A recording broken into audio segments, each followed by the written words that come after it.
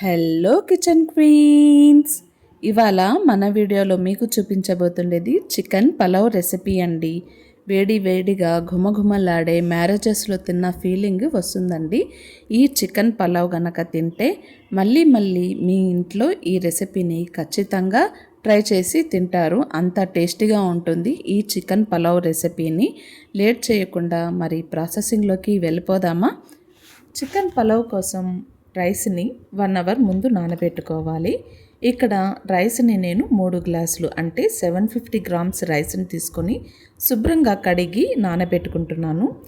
ఇక్కడ చికెన్ 1/2 కేజీని తీసుకున్నానండి. ముందుగా చికెన్ని 1 అవర్ ముందు మ్యారినేట్ చేసి పెట్టుకోవాలి. పసుపు, కారం, ధనియాల పొడి, కొద్దిగా పుదీనా కొత్తిమీరని వేసుకుంటున్నాను. ఇప్పుడు ఇందులో 1 table spoon salt, 1 table spoon అల్లం వెల్లుల్లి పేస్ట్ని వేసుకొని బాగా కలుపుకుంటున్నాను. మీకు కావాలంటే ఇందులో లెమన్ జ్యూస్ని కూడా వేసుకోండి. ఇక్కడ నేను లెమన్ జ్యూస్ని యాడ్ చేయడం లేదు. ఇలా కలుపుకున్న దాన్ని మూత పెట్టి 1 అవర్ ఫ్రిడ్జ్లో పెట్టుకోవాలి. ఇప్పుడు చికెన్ పలావ్ చేసుకునే దానికి ఒక పాత్రలో కొద్దిగా ఆయిల్ని వేసుకుంటున్నానండి. ఆయిల్ వేడైన తర్వాత గరం మసాలా దినుసుల్ని వేసుకుంటున్నాను. గరం మసాలా దినుసులు చిటపటలాడిన తర్వాత ముందుగానే కట్ చేసి పెట్టుకున్న ఉల్లిపాయల్ని వేసుకుంటున్నాను. ఉల్లిపాయ ముక్కలు మరీ గోల్డెన్ బ్రౌన్ కలర్లోకి కాకుండా కొద్దిగా కలర్ చేంజ్ అయ్యేంత వరకు ఫ్రై చేసుకోవాలి.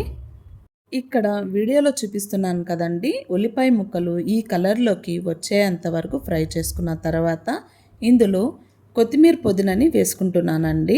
దీంతోపాటు పచ్చిమిర్చిని కూడా వేసుకొని ఫ్రై చేసుకుంటున్నాను పచ్చివాసన వెళ్ళే అంతవరకు.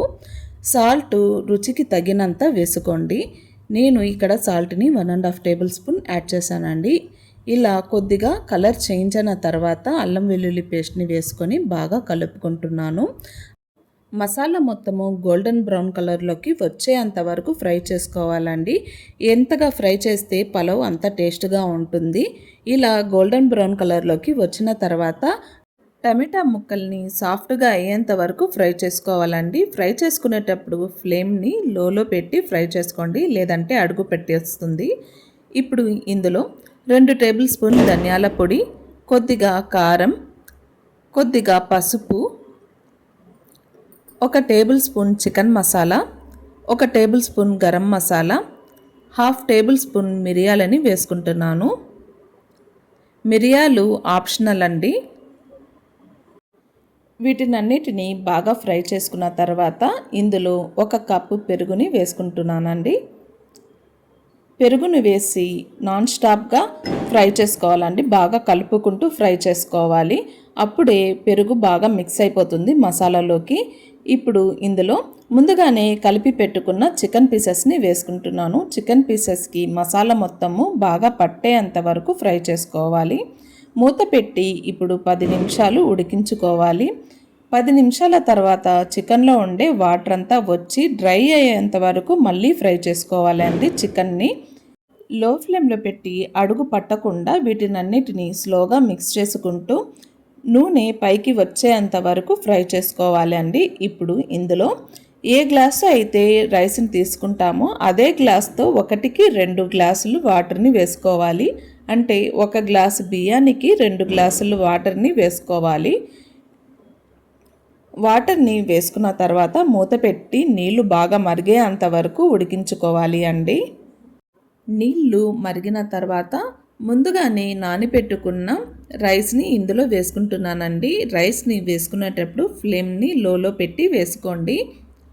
ఇప్పుడు స్లోగా అడుగు భాగంలో నుంచి బాగా కలుపుకోవాలి.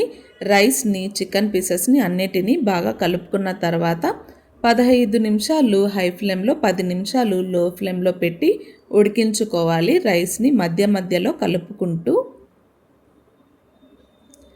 ఇప్పుడు నేను 15 నిమిషాలు దమ్కి వదులుకుంటున్నానండి లో ఫ్లేమ్లో. 5 నిమిషాల తర్వాత మూత తీసి ఒకసారి అడుగు భాగంలో నుంచి రైస్ మొత్తము కలుపుకోండి స్లోగా. ఎంతో టేస్టీగా ఉండే చికెన్ పలావ్ అయితే రెడీ అయిపోతుందండి.